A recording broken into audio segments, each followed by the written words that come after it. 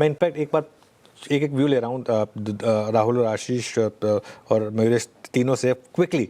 राहुल, ये जो commodity market में उठापटक हुई, इसको आप कैसे देख रहे हैं?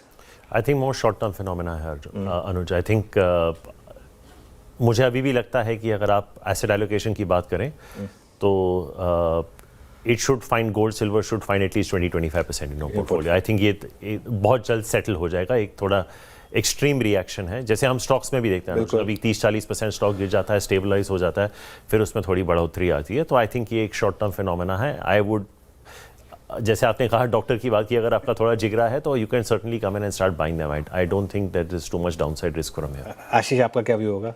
अनुज, देखिए इंडस्ट्रियल कमोडिटीज़ पे हम अभी भी काफ़ी पॉजिटिव है, खासतौर पर कॉपर, एल्यूमिनियम जैसी जो कमोडिटीज़ हैं वहाँ पर पे तो मुझे लगता है ये एक बाय ऑन डिप की अपॉर्चुनिटी बनेगी। जहाँ तक कि सिल्वर का सवाल है, सिल्वर ने ऑलरेडी 5x जंप दिया है, तो डेफिनेटली एक मैं समझता हूँ जिन्होंने ऑलरेडी लिया हुआ है वो तो एक अच्छे गेंस पे बैठे हैं। बट जहाँ तक कि फ्रेश एंट्री का सवाल है, ये अब स्टैगर्ड मैनर में होनी चाहिए rather than at one go. तो SIP should be the strategy. Gold definitely part of allocation होना चाहिए, तो गोल्ड पे मैं समझता हूँ शायद हम ज़्यादा कंफर्टेबल है इस पॉइंट ऑफ टाइम पे एज कंपेयर टू सिल्वर। तो एक स्विच मैं समझता हूँ जो बैलेंसिंग एक्ट करना चाहिए, 60% गोल्ड, 65% गोल्ड, 30-35% सिल्वर, उस एसेट एलोकेशन में मुझे लगता है फिट बैठता है रादर देन 50-50 और 60% टू सिल्वर और 40% gold. Very quickly Mayuresh, 15 second में आपका टेक। गोल्ड सिल्वर खरीदेंगे इन लेवल्स पर? गोल्ड पे I completely agree with Ashish. I think SIPs continue करें, 5 से 10% पोर्टफोलियो का आपका होना चाहिए।